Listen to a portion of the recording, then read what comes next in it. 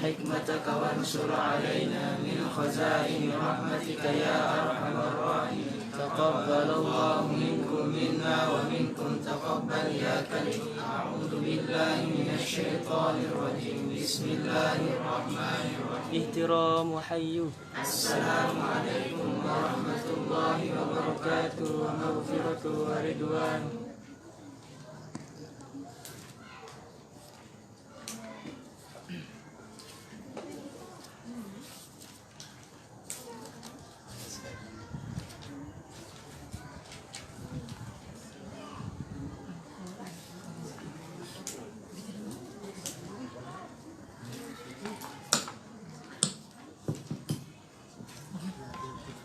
Duluan Mila.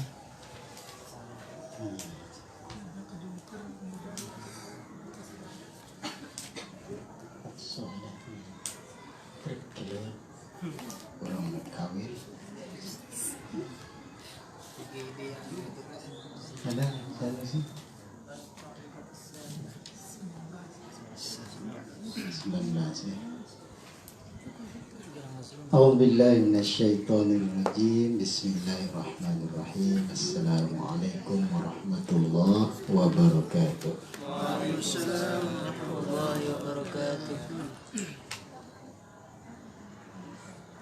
Kita lanjutkan kajian kita Qaidah ke-19 Al-Qaidatut Tasi'at Asyarah.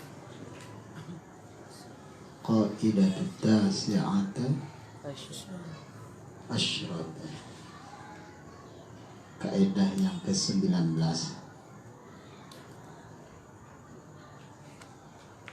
Dar'ul mafasidi muqaddamun ala jalbil masalih.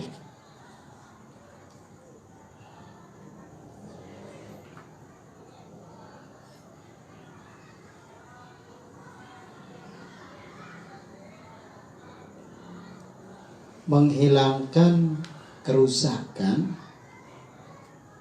didahulukan daripada mengejar kemaslahatan. Kalau kita dihadapkan terhadap dua masalah ini, suatu perkara ada mafsadahnya, kerusakannya yang disebabkan ada kerusakan, juga ada perkara itu mendatangkan kemaslahatan. Kalau kita dihadapkan dengan perkara ini, apa kita mau menghilangkan mafsadahnya dulu atau mendatangkan atau mengambil maslahahnya? Kaidah ini mengajarkan kita menghilangkan mafsadah itu didahulukan daripada mendatangkan kemaslahatan.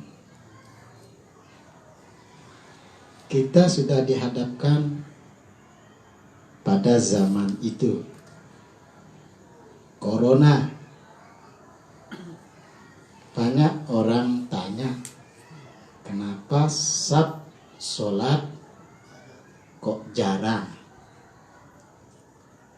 Nah, kan? Baiknya sholat jamaah itu rapat, lurus. Kenapa kok kita direnggangkan? Sholat berjamaah dengan rapat itu mendatangkan kemaslahatan yang sangat besar juga. Tapi ternyata kerusakannya akan lebih fatal lagi kalau kita berdekatan, terutama di musim atau pandemi ini. Tetapi seperti kajian kita yang dahulu itu ma ubiha lidarurati yuqaddaru biqadariha. Hati-hati juga, harus sesuai dengan kadarnya. Kalau zona kita hijau, jangan ikut-ikutan renggang seperti yang ada di Jakarta. Tidak ada orang sakit, ya semua sehat. Jangan ikut-ikutan karena zona kita hijau. Kalau zona kita merah, nah, baru kita laksanakan kaidah ini. Menghilangkan mafsadah didahulukan atau diutamakan daripada mendatangkan kemaslahatannya. Jadi merapatkan saf dalam sholat juga merupakan kemaslahatan. Nah, ya, gitu. Paham ini? Nanti di ya, seperti kisah-kisah minggu yang lalu. Mana lebih diutamakan? Ibu menyelamatkan ibu atau menyelamatkan bayinya? Nah, mana didahulukan? Ya, sehingga sang dokter harus cerdas, bijaksana dalam menjalankan tugasnya. Kemarin juga sudah Pak Don ceritakan peristiwa yang real terjadi. Seorang ibu yang tensinya lebih dari 200. Harusnya normal sekitar 120, 130 baru boleh dioperasi. Tetapi ini masih di atas itu, sudah dioperasi. Sehingga sang ibu pun koma. Karena saat diantar ke rumah sakit, memang darahnya sudah tinggi sekali, lebih dari 200 itu, sehingga dia setengah tubuhnya sudah kaku. Sehingga dokter ngambil jalan, terpaksa kita harus operasi. Tidak dioperasi, dua-duanya akan meninggal. Karena ini juga sudah parah, ibunya parah sekali, sudah kaku setengah tubuhnya. Jadi sudah diambil cara-cara, sehingga dokter pun sudah mengambil kebijakan kita tetap operasi. Walaupun sudah turun tapi belum normal, 160 dioperasi. Akhirnya ibunya koma, bayinya bisa diselamatkan. Sehingga sang dokter memilih menyelamatkan bayinya. Karena kalau tetap harus menyelamatkan ibunya, toh juga mungkin dokter berpikir panjang dan dia sudah tahu bahwa ibunya akan lumpuh. Akhirnya dia memilih, dokter itu, operasi walaupun tensinya belum normal. Karena dia melihat menyelamatkan atau menghilangkan mafsadah yang lebih besar itu lebih baik daripada mendatangkan kemaslahatan. Contoh di sini dalam kitab ini, inha di antaranya al-mubalaghatu fil madadi wal istinsyaq, berlebihan di dalam berkumur-kumur dan memasukkan air ke dalam lubang hidung tatkala berwudu. Nah ini ya. Nah, ini kan mafsadah, ya, mafsadah. Masnunatun ini hukumnya sunnah, kumur-kumur dan masukkan air ke dalam hidung sunnah hukumnya. Tapi memang itu baik di dalam menyempurnakan wudu. itu maslahah, baik. Tapi hukumnya sunnah. Wa takarrahu lis-shaim. Tapi dia ini makruh bagi orang yang berpuasa, makruh. Ya. Nah, sekarang mana dipilih? Mau tetap berkumur-kumur dalam keadaan puasa atau meninggalkan kumur-kumur? Karena kumur-kumur itu baik. Masukkan air ke lubang hidung baik untuk membersihkan mulut dan lubang hidung baik. Tetapi mafsadahnya ada. Ya. Pada bilangnya hifdzon lis-shaum, untuk memelihara puasa. Untuk memelihara diri bagi orang yang berpuasa. Min ayyatruqa ilaihil mubtali. Karena itu merupakan jalan menuju batalnya puasa. Sehingga kita harus meninggalkan berkumur-kumur itu. Karena dikhawatirkan merusak puasa. Lupa selak menemukan damai ya. Ya. Sehingga tinggalkan berkumur-kumur. Masukkan air dalam hidung itu. Karena harus didahulukan meninggalkan mafsadah daripada mendatangkan kemaslahatan itu. Perlu contoh lagi nih? Ada di bawah contoh lagi.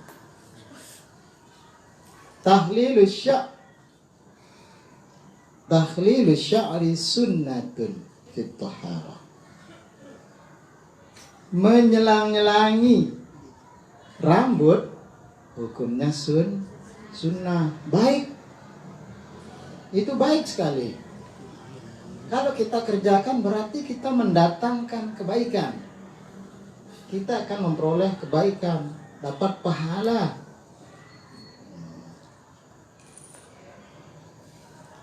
Wa yakrahu lil muhram.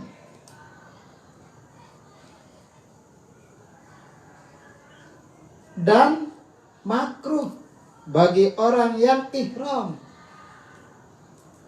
Makruh bagi orang yang ihram. Hiddan, untuk menjaga min suquti syak, memelihara daripada jatuhnya rambutnya. Karena muntawa ihram haji, kalau jatuh rambut kita itu makruh dia. Sama dengan ini yang perempuan yang haid misalnya, ya. Kita dilarang sisiran waktu haid, trik bulun dah. Ya. Jadi tembun ya. Karena semua badan harus diikutkan mandi waktu mandi besar. Dengan rolek tindik pada sisir di pada haid ya.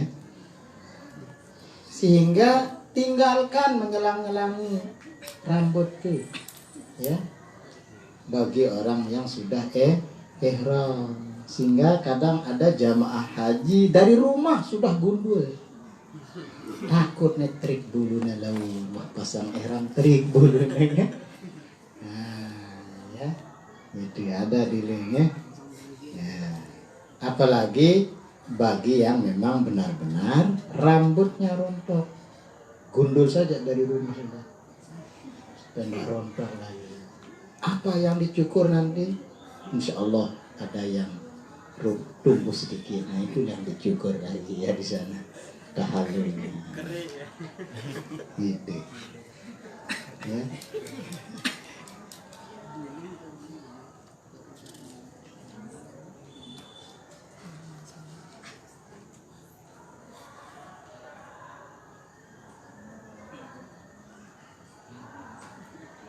Berikutnya ada lagi kan, sumihun fi tarki ba'dil wajibat,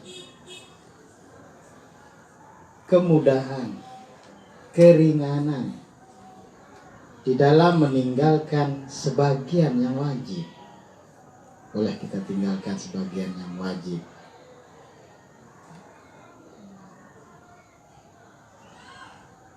Ya dini masyaqqah kal qiyami fis shalah wal fitra wa taharah.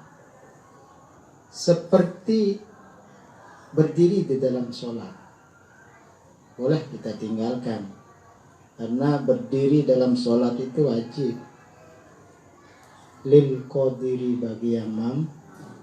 Tapi kalau kita berdiri menyebabkan kita sulit sholat, ada contohnya ya, ada misalnya di masjid di sini dulu ada sakit sehingga dia sholatnya duduk, bahkan duduknya pun pakai kursi ya, karena kalau dia berdiri dia bisa kejang sehingga yang mengakibatkan batalnya sholatnya, akhirnya tidak jadi sholat.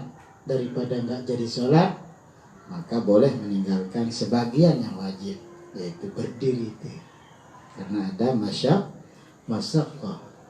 Nah, jadi kita harus lebih mengutamakan menghilangkan masyaqqahnya, beratnya dalam beribadah. Di Mesir misalnya ya, waktu buka puasa itu kadang dimajukan di Mesir. Kalau mengikuti waktu yang semestinya, misalnya dia jam 7:30 azan maghrib misalnya sana, dia dimajukan menjadi 6:30. Nah, tapi itu juga harus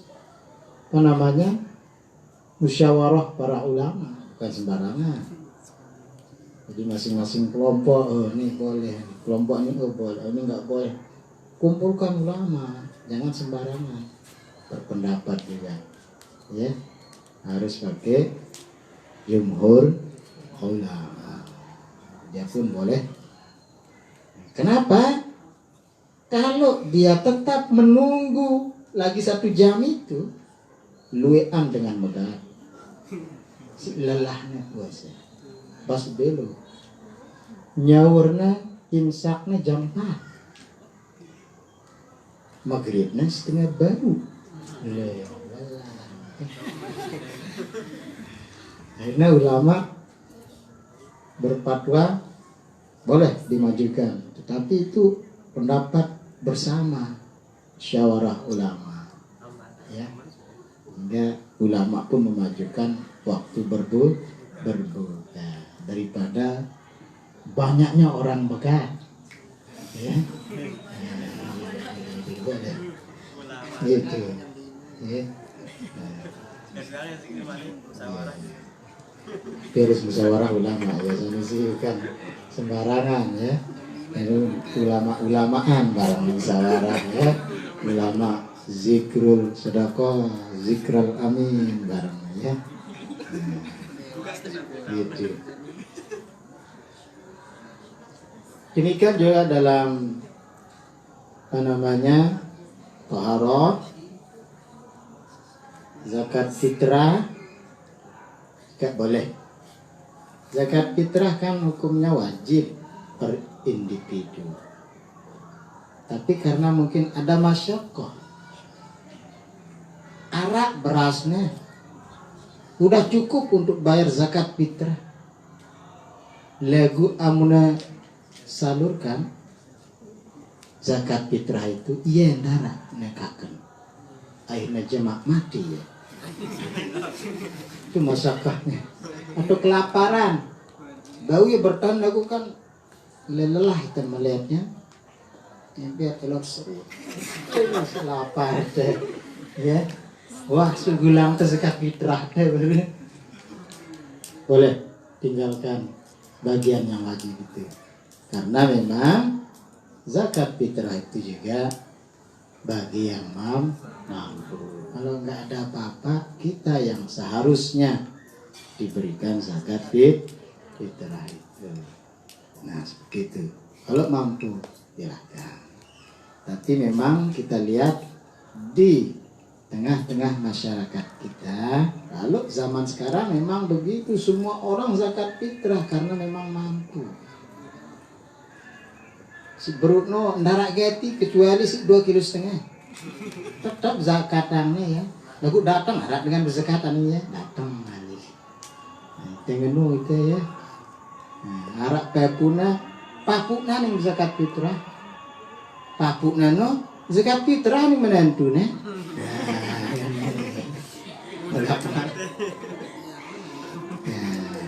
Yang penting zakat yang disalurkan itu memang tepat pada sasarannya. Memang misalnya menantunya memang tidak mampu, misalnya, ya, dia serba kekurangan, ya, seperti itu.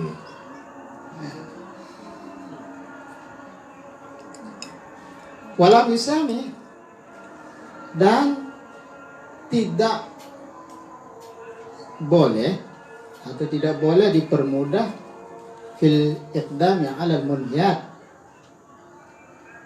mendahulukan atas larangan-larangan.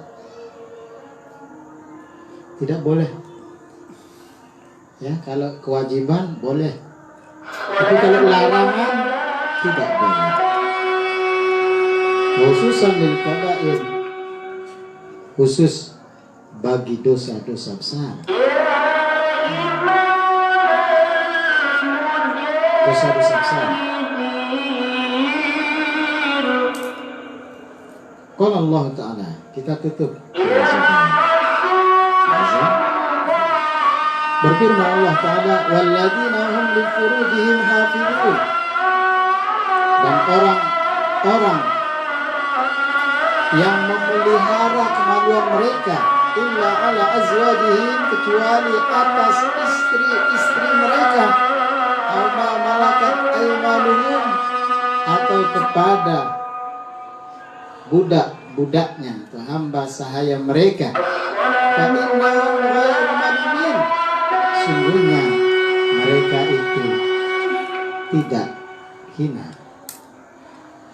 Istri dan budak sahaya kita tidak hina. Faman ibtagha wara'a dzalik, maka barang siapa yang berlebihan di belakang itu semua, atau dalam batasan istri dan hamba sahaya, semua digauli, sampai binatang pun digauli. Karena ditaga warna zari. Faulai kaumul adun, maka mereka itulah orang-orang yang melampaui batas.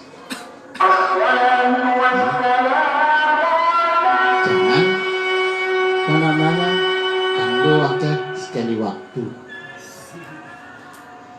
Gak boleh kalau itu larangan. Kalau dilarang ya tetap larangan, haram hukumnya. Ya. Dan itu adalah mafsadah bagi kita. Tetap kita laksanakan, maka kita pun akan mendapatkan mudaratnya. Nah, sampai di sini. Karena pakaian habis bisa ada kita lanjutkan lagi kajiannya. Wassalamualaikum warahmatullahi wabarakatuh.